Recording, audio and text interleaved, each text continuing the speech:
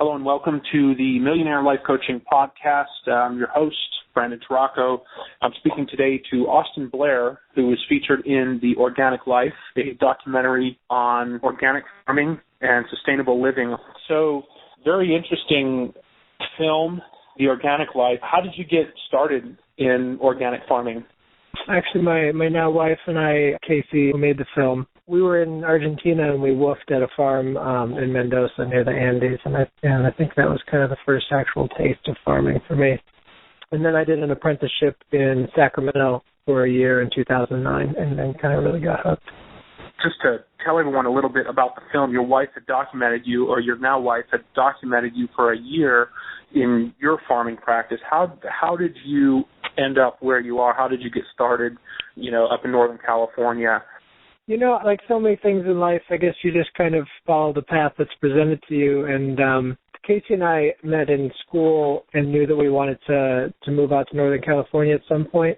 And then we kind of just made our way out here, and we were living in San Francisco and realized that we weren't really into living in the city. And then she had an opportunity for some work up here in Sonoma, and just kind of happened that my landlord was friends with a farmer who I now work for, and it kind of all just got wrapped in together. I started my own gig the first year coming up here, kind of my own small farm on about 3/4 of an acre south of town called Lunita Farm. So I had a small CSA and did that, but I realized pretty quick that I wasn't going to be able to learn the kind of things I wanted to for my long-term farming career by doing it by myself at that stage of my of my personal growth as a farmer. And so then I was at the same time looking for kind of a mentor situation, and my now boss, Paul's Produce, was looking for someone with some of my skills, and so it actually was just perfect timing.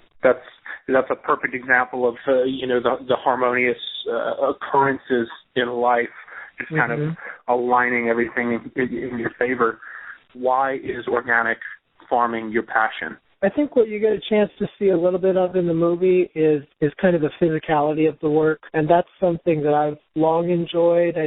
I've always enjoyed being outdoors and working outdoors, but hadn't really come across farming until woofing, I guess, and then in doing the apprenticeship. I'm a kind of a systems person. I really like having, a ton of different problems going on at the same time, and the thing that I think really is so cool about farming to me is it's kind of an infinitely complex puzzle that can be as complex as you're able to manage, and you can add as many components as you need to make it work for you, and it's incredibly fungible and can kind of just be morphed to what your individual desires and likes and dislikes are. Why organic? Organic is a term that is actually a legal term these days. It defines your farm as adhering to the organic standards as set out by a national council that is then divided up into regional sort of subgroups that go around and monitor the farms each year. And the farm that I'm working at now is not actually certified organic. And one of the things I think a lot of small farms are finding out now is that we're kind of moving beyond this idea of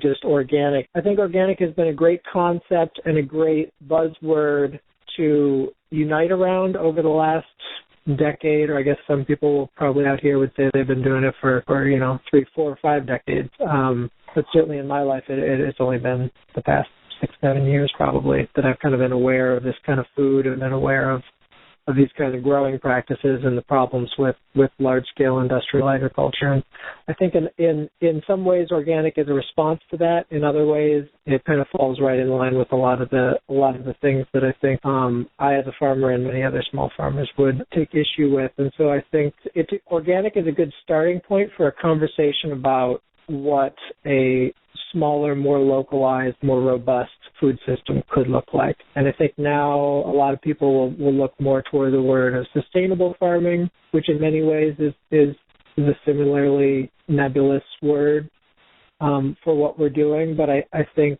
when it gets down to it, we're all talking about different ways to change the way food is grown and delivered all over the country and all over the world. Right. So I think of what I'm hearing is the purpose behind sustainable or organic farming is moving as far away from the industrial processes that cause so many problems in so many ways. What's the most dangerous thing about industrial farming?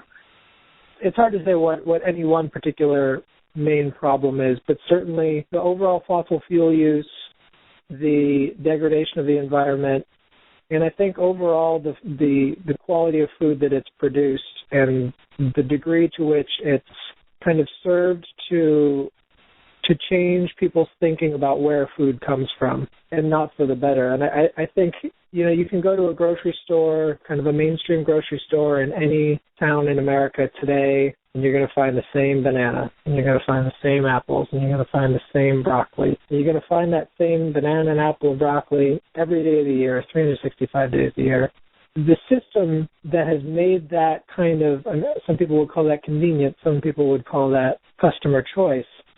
That's what people want. That's why they're providing it. But the fact is that the customer doesn't, by and large, know what it takes to get the blueberries there in the middle of January, to get the tomatoes there in the middle of January. Because they look the same in January and July. So how is an uninformed consumer to know what the difference is, what the difference in nutritional quality is, how far that apple or blueberry has traveled? So I think the big picture issue with the food system we have today, the sort of post-World War II food system that we have today, is that the consumer is really divorced from the producer, intentionally so, I think. And that I think this movement of organic or sustainable or local, or there's so many buzzwords for it now, I think what everybody in this movement in various scales and degrees, whether they're consumers or producers or both, I think everyone is trying to get away from this idea of just homogeneous food in every supermarket, all the same, even away from the supermarket model in many ways too. Trying to get to a place where we can know a little bit more about our food and be able to make more informed choices about our food and more informed choices about our health for those reasons. Absolutely. Truth is power, and there's so much information on health. How to be healthy. There's different opinions, there's different ideas, there's just an absurd amount of information, and most of it conflicts with each other, you know. But I think at the end of the day, it's a very important validity to eating seasonally and that sort of thing, because certain crops are being produced at a certain time of year for a certain purpose. What are your thoughts on that? Yeah, I think that's a good point. I think one of the things that's been lost in this, we've had this rush with cheap food to say, okay, people want to not spend so much money on their food. They really need cheap food. This has kind of been the mantra of the Green Revolution ever since World War II, is convenience, convenience, convenience. We want it to be able to be microwavable and fast, and the reaches we've gone to achieve that have basically made it so that eating seasonally has kind of just evaporated over the past, and in some pockets it's been maintained, and now there's this huge movement coming back to eat seasonally. But I think the issue with not having knowledge of that is that you just start to lose touch with the natural world around you to a great degree. You think about where we're at in terms of internet communication and in terms of travel, through the interstate highway system today, and those two things have made us more connected as a society than anyone could have imagined in the 30s and 40s. But when you had people necessarily eating closer to the farm, and when there were such a higher percentage of people in agriculture, a higher percentage of the population who were farmers or were involved in agriculture, you necessarily had people who were more connected with their food and were therefore more connected to their food through a culture of food that had been passed down through their families and through their family heritage for generations. And all of those kinds of things involve eating seasonally. There's a reason that we eat turkey and squash and all these things, and, cranberries at Thanksgiving. It's a harvest festival, and it's celebrating a lot of the things that come at that time of harvest. There's a reason we always eat watermelon at 4th of July. There's a lot of these things are still ingrained in the culture, but so much of eating can go far beyond those tokens of seasonal eating. And I think a lot of that has been lost in the rush to convenience over the past half century. Absolutely. The most interesting point that comes to mind is when you say, the rush for convenience and cheap food. I think the biggest loss that we've experienced through that is the degradation of quality. The degradation of food quality is severely at stake in exchange for that cheap, quick, readily available food. How vast of an ecological problem is that? It's kind of a substantial disenfranchisement of the population's power to be able to make smart decisions about how their lives should go. I mean, you can see it in the diabetes epidemic we have today, in obesity, and I mean, we produce so much food in the world now, and yet the way that food is distributed is so inequitable that we still have people going hungry, even in this country, at the same time as we have people who are incredibly overweight, and a lot of that is due to the same type of food access issues, that people who don't have access to this kind of food or don't have the knowledge of how to choose healthier food or don't have the time to, are so stressed because of having to work multiple jobs and raise kids, and that they don't have time to cook healthier food. I have to go for what are ultimately more expensive options just for the sake of convenience. I think it's interesting that you say a vast amount of people are disenfranchised or disempowered in a certain light, because I don't think it's very common to realize how much chemical exposure there is to the general food supply. I mean, you have, hundreds of different types of pesticides on a grocery store tomato. Do people really realize the impact that has? I think we're now starting to see some of the really long-term effects of those kind of things. But the problem is so much of that is probably never going to be knowable. We're never going to be able to say, in an Aaron Brockovich kind of situation of, this chemical led to these birth defects, led to these cancers, led to these kinds of problems. And I think for a large part, the people who have overused, and the overuse of pesticides is going to end up getting off scot-free in the long run. Getting back to the idea of organic, that's part of the benefit of that system, right?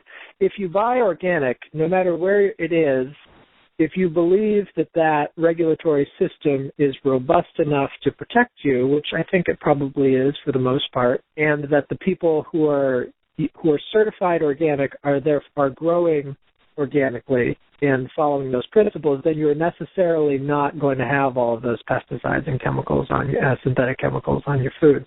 But in the same vein, there's a lot of issues with pesticides and fungicides that go a lot further than just food in the grocery store. Look at methyl bromide in California. I mean, they've just now phased it out. And then they brought in, I think it was methyl iodide instead. These are fumigants that they use under plastic that they plant strawberries into. And in many cases, you're seeing incredible rates of skin disease and cancers and all sorts of health problems in the people that plant them.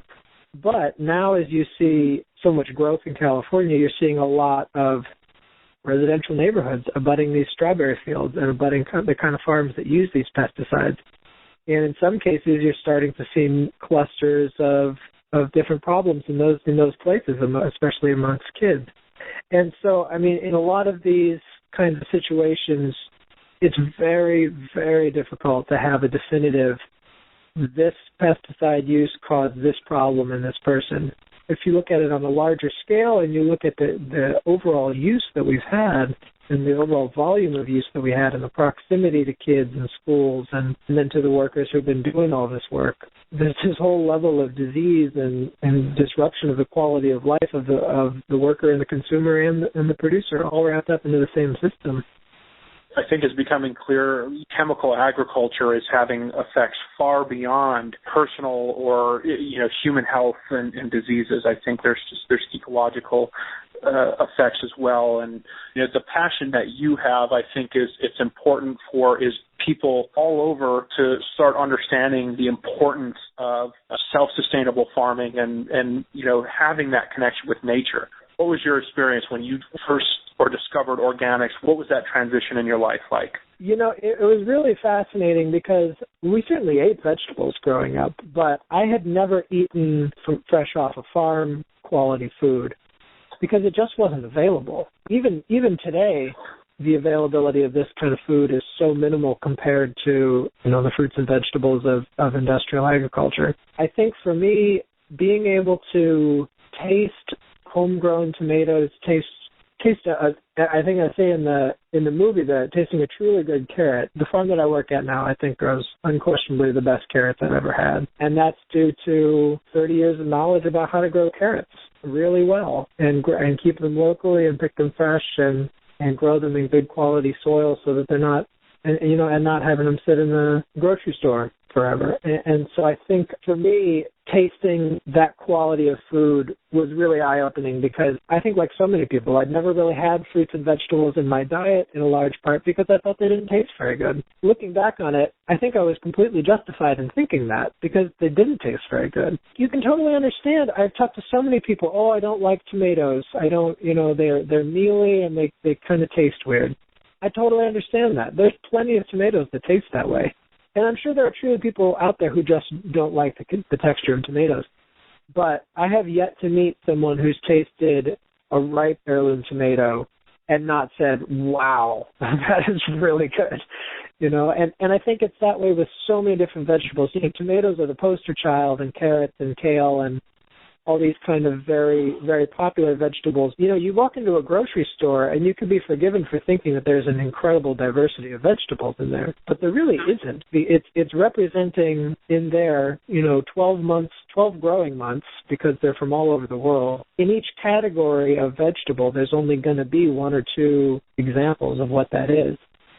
But when you look at heirloom vegetables and you look at a lot of these fruits and vegetables that have been developed over centuries, in some cases millennia, for taste quality, we've seen just an unbelievable diversity of fruits and vegetables in tastes, in colors and shapes and textures. And I think one of the things I say in the movie, I just didn't really know how good food could be until I had it.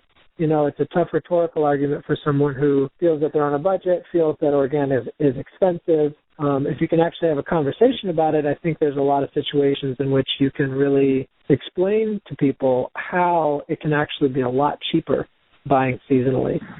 Some of the other challenges as well is that for you can only go so far with how you can distribute the produce that you've grown, whereas a larger grocery store or a chain has logistics and they're transporting all over the country. To that point, the reason that I think a lot of these foods have been devoid of flavor for so long, a lot of these vegetables in particular have been devoid of flavors, it's completely understandable. I mean, growing up, all of the carrots and tomatoes and corn and a lot of that kind of stuff that would be in the grocery store, particularly in the winter, was from California. And so if you think about what that journey took, you had to have a logistics system, as you say, that would be able to pick and pack those carrots, truck them across the country, and then have them sit, keep the cold chain the whole way, have them sit in there. And so you need a very robust vegetable to be able to do that. Heirloom tomatoes crack so easily, many of them, because they weren't bred to ripen slowly or to be, they're not generally picked green and then ripened with ethylene gas. It's mostly that they're picked fresh and sold within a few days. You can see the taste difference between stuff that's picked more ripe and then has traveled a lot shorter distance than when you actually try it. And I think it helps move people away from this idea that you should just be able to go to the store and eat a tomato any old time. I think what I realized in having this quality of food enter my life is I don't want a tomato in January. I've had them from the store in January, and they're horrendous. I'd far rather have the tomatoes that I canned if I need tomatoes in a recipe or something, or just to do without them. And I think this is something in our culture that and this gets back to the idea of convenience, that we've gotten away from the idea that not everything is possible every day of the year. Culture built around the idea that I should be able to have what I want, when I want it, no matter what it takes. I think agriculture is one of the places that we're really starting to see the effects of that mentality on the environment and on our health. Absolutely. I think that's a very powerful message. Everybody, I'm speaking to Austin Blair of The Organic Life, theorganiclifemovie.com. You can also watch The Organic Life on Hulu. So, Austin, tell me a little bit about the challenges that you faced in getting to where you are now. Well, I think there's really a lot of significant challenges in agriculture at this scale, because I think what you see with so many situations of scale is that you find economies of scale. So I think what you're working with is in many ways a very different market from the normal supply chains of large acreages of cheap land with larger tractors and big crews and big logistical distribution systems. In our case, we sell almost exclusively in Sonoma Valley, and we sell to one distributor. And so I think a lot of the challenges are, how do you grow and pack and ship your product in such a way that you can optimize the acreage that you have? Because the current farm where I work is about 15 acres, which by American farming standards is basically a small garden. But by the standards of the organic farming movement is actually a decent-sized farm. And I think one of the things that's so incredible about this is instead of growing 1,000 or tens of thousands of acres of corn and having your livelihood depend on that and only earning a few $1,000s at the most per acre, the return per acre on the kind of intensive farming that we do is much, much, much higher. So there's the possibility to really live a good life doing what we do, but it requires, as I alluded to before, an endlessly complicated optimization problem of how do you grow the right things to have them at the right times to sell them to your markets. When you're incredibly flush with something, how do you deal with that? And when you're really lacking on something, how do you deal with the people who really would like it and trying to assuage those kind of problems? I think the two main problems, though, come down to land access and labor. In terms of land access, finding land, particularly in California, that's affordable is difficult, no question about it. There's a lot of land that's available in more traditional agricultural areas, but I think a lot of what you're seeing is people like me are unwilling to move to the Central Valley or unwilling to move to Central Iowa, simply because that's not the life that I know. Trying to make the go of smaller scale agriculture closer to urban centers that helps me become closer to my market necessarily means more expensive farmland. And so that's one of the huge problems. Labor is another huge issue, obviously in agriculture worldwide, but the problem with labor is basically just finding people who are good enough to do it. I mean, for so long, farming, like so many manual labor jobs, has been maligned as quote-unquote unskilled labor. And you hear this from economists all the time. It's unskilled labor. Farm labor is not even counted in the unemployment statistics because it's all over the place. I mean, it's insulting to a great degree to have people say that kind of thing about what you do. I think that's just the historical legacy of agriculture that we all have to live with.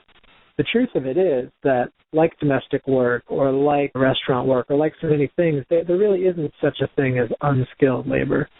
You can see the difference between someone who's been doing it for 10, 20, 30 years and someone who's new to the job or, who's only been doing it for 5 or 6 years like myself. When you have a job like agriculture that used to be pretty much the entire population of the country, and even as far back as 60, 70 years ago was still 12 or 15% of the country, and it's now about 2% of people are in agriculture. There's just not that many young kids that look at this and say, hey, that's what I want to do, and then are able to follow through with that.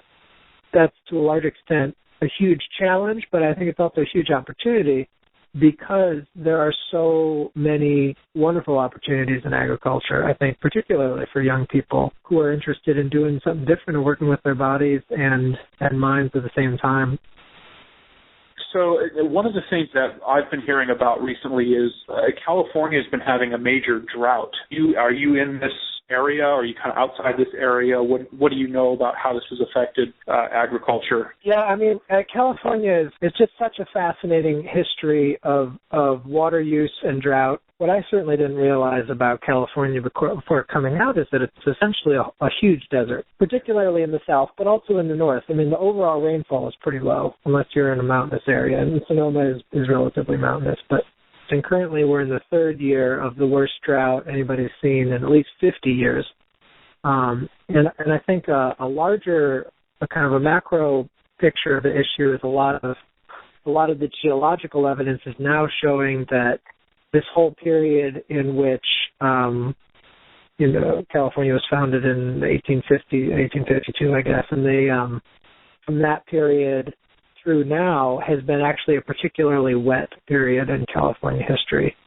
And so you look at how rapidly the population has expanded and how San Joaquin Valley, the Central Valley, which is probably the most amazing soil in the entire world, has become in many ways the breadbasket for fruits and vegetables and nuts for the entire country and for much of the world, and how all of that is based around really a very limited supply of water that's almost entirely dependent on snowfall in the Sierra Nevada. It's been nothing but a precarious situation, since California became a state, and I'm sure for millennia before that, but the difference was the population size. And now, we're probably coming up on 40 million Californians in the next decade or so, and agriculture is booming. And so these interests are running directly into each other. And actually in this November, we have a huge bond measure on the ballot for a $7.5 billion bond measure to basically do a whole bunch of different water projects, and a lot of it is groundwater recharging. They want to grow the size of some of the dams and a whole bunch of different things. But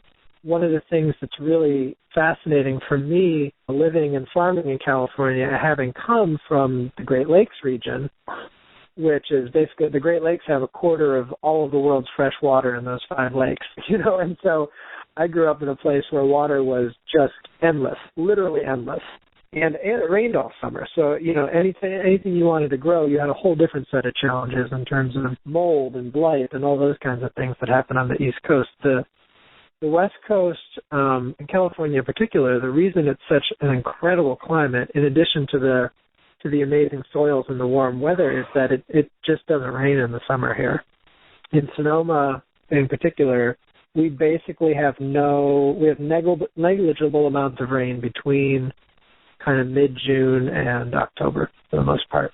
And what that allows you to do with agriculture is control where the water goes, which means you can control where the weeds grow, which means it's so much easier to grow than if you have, a couple inches of rain just in the middle of August like they do in the East Coast. And so all of that is to say that we have all these tremendous advantages in California, but that if we don't have that water available and plentiful the way it has been over the past, century at least, then that's really starting to shake things up in the way things are grown. In the large scale, there's a lot of really large agriculture, particularly in the San Joaquin Valley. It's done with flood irrigation. A lot of those people have been having to shift toward sprinklers and even toward drip tape and more water-saving styles of irrigation. On our scale, we've tried to do a lot of those things too, because a lot of times, and this actually was not a very hot summer for us, but if we get a string of 105-degree days in July or August, a lot of stuff there's just no amount of water that can be pumped to keep lettuce alive in that kind of environment. And a lot of times it can be a pretty scary situation, or certainly a scary possible situation to be seeing how much water you have to put out in that kind of situation to be able to maintain a crop. A lot of crops require essentially the equivalent of 20 inches of rain, and that's for a summer crop. And so for us, we do get that much rain in a year, but it all comes in the winter. So all that's got to come out from irrigation, and you kind of have this constant thought in the back of your mind of how is the aquifer being recharged or isn't. And the crazy irony of the water crisis here, and it truly is a crisis, for us was this past winter. December and January are our rainiest months in Sonoma, and we get somewhere in the order of 8 or 9 inches average a year between those 2 months. It did not rain one day in either of those months. And so, that's pretty scary. And we ended up getting a lot of the water came in March.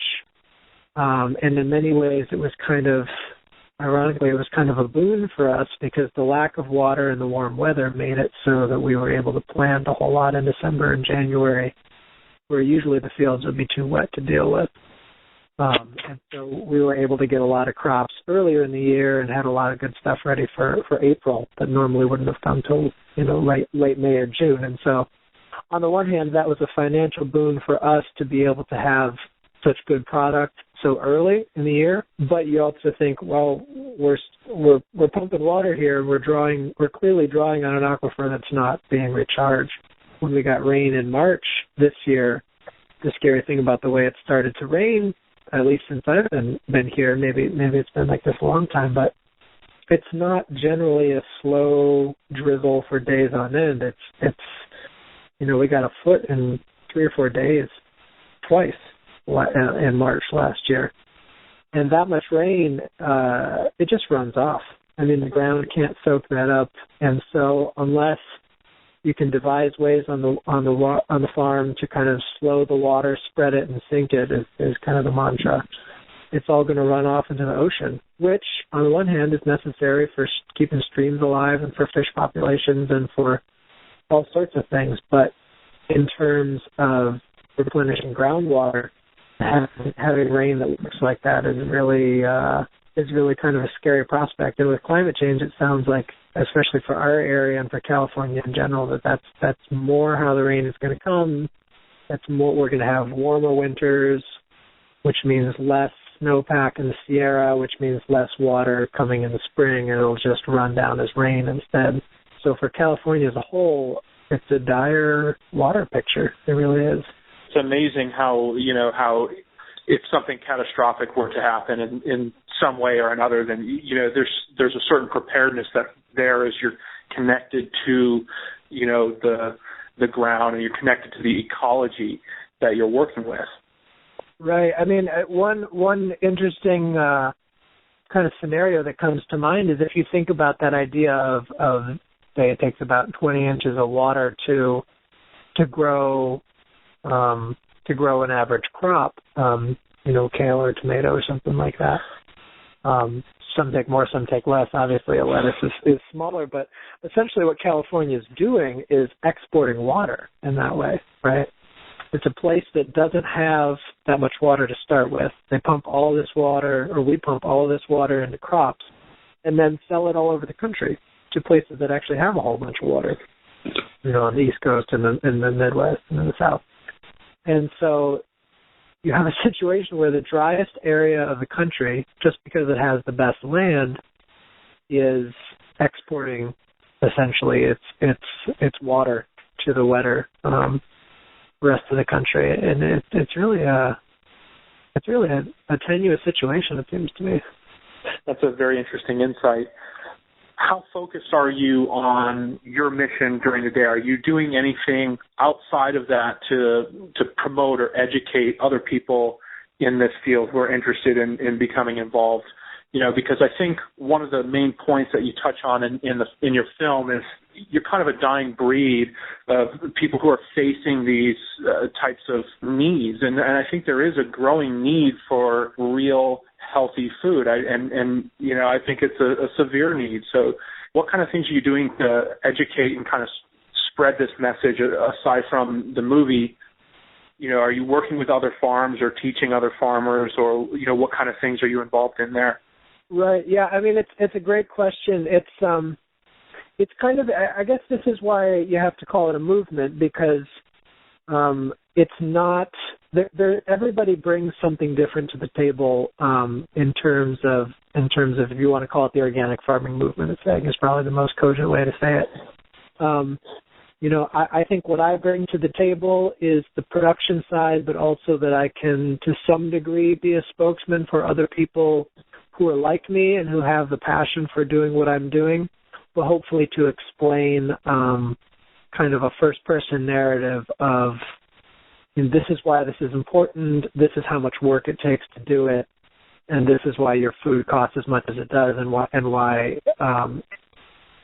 having good food is so valuable and so important. I think communication with any of these kinds of things is really the main challenge.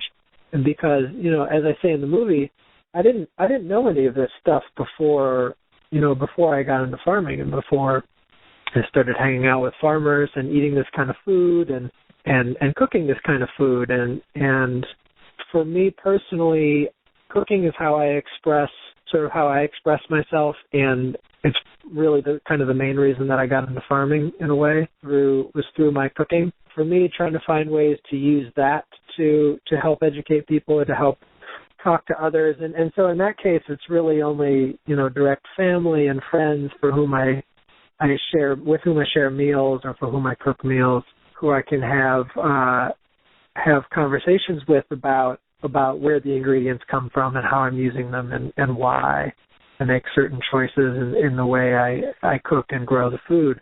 There's so many opportunities, whether it's at the farmer's market, which I do work sometime and used to work a lot more, to engage people in a one-on-one conversation about, so many people, for example, will come in June at the farmer's market. Hey, you guys have corn yet? I come in July. Hey, do you guys have corn yet? You have to say, look, no, where you live, corn cannot be grown before July, late July at the very earliest, if someone's really on top of it. And so it's or do you guys have tomatoes yet? And sometimes even in March and April, people will be asking that. And I think it comes back to the same idea of, if you don't know any better, if you're used to it all being available in the grocery store, and you think, okay, I'm going to go buy organic, so I go to this farmer's market, which is a huge step. You're going there, you're giving the farmer all of your money, so there's not a middleman taking a cut for it there, which is a huge boon for direct to consumer marketing is a huge thing for small farmers in particular. But it also provides this incredible educational opportunity to have personal conversations. And granted, you're not going to reach as many people that way. But I think, from my experience, the people that you do reach that way, you can have a much more profound impact on the way they eat. And it can create a conversation even amongst the people that are at the farmer's market. Now, granted, any farmer's market is going to be a very small subset of the community that it's based in, and is probably going to only represent the community that it's based in. So you have to start with even having the access to that. So I think a lot of the good work that people are doing now is maybe they garden at home, or maybe they buy the kind of food that I grow and don't produce much of it on their own, but they're doing educational stuff. They're working with kids in high schools, or they're working with kids in elementary schools, or they're working trying to get better food into institutional places like prisons and hospitals and schools, or they're just going around talking about it, or there's so many levels at which people are trying to improve the quality of food for everyone. That's what really is making me hopeful about it, is that anyone can really be a participant, whether it's just, okay, I'm going to buy a couple different things organic, or I'm going to start going to a farmer's market every once in a while and just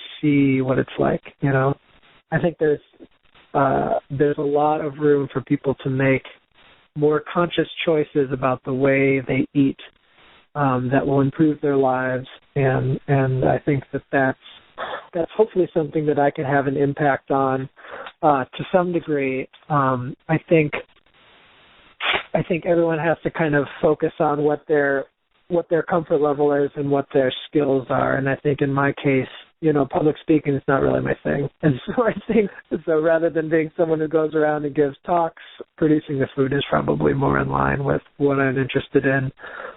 That being said, I think there's probably a lot of opportunities now, especially with video, and given that my wife is a film producer and director, to tie that into future farming endeavors. So, we're definitely hoping to carry on the organic life and use that as a tool to be able to talk about how and why this food is important to us, and how we can hopefully share that with other people.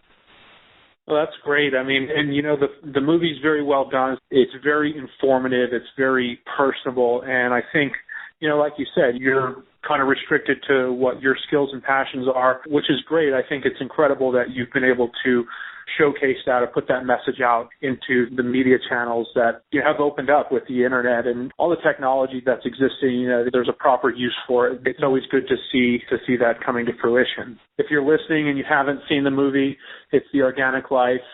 You can see it on Hulu or go to theorganiclifemovie.com. Austin, thank you so much for your time today. Yeah, no, I think we've covered a lot. There's a lot more that can be done around eating local, and I think that local eating, local shopping, and local businesses is something that you're going to get pretty universal acceptance of that idea of, hey, I'm going to shop at a place because they're my neighbor and I know them and I can have a personal connection with that person. And I think that if people can start to think about food that way as something that can be local, partially based in their own community, I think they're going to find a whole wealth of opportunities for eating well, for connecting with their community, and for improving their own health that they didn't really even know existed.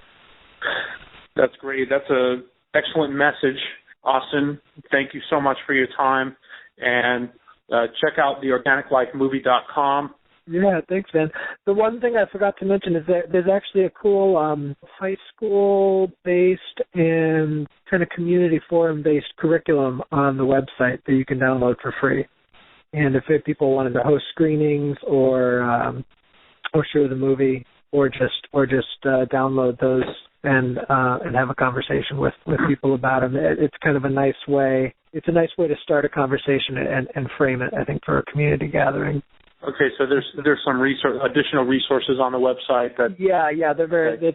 It's very apparent on the website how to find those. But yeah, check it out. There's one for high schoolers that goes in line with the Common Core stuff standards, and then there's also one that's more geared toward adult-based community screenings. Yeah. Very good.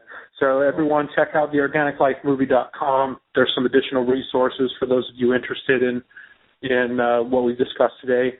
Austin, thanks for being with us, and we'll talk to you soon. Thank you for listening to the Millionaire Life Coaching Podcast. For more information or to book your free session, go to millionairelifecoaching.com.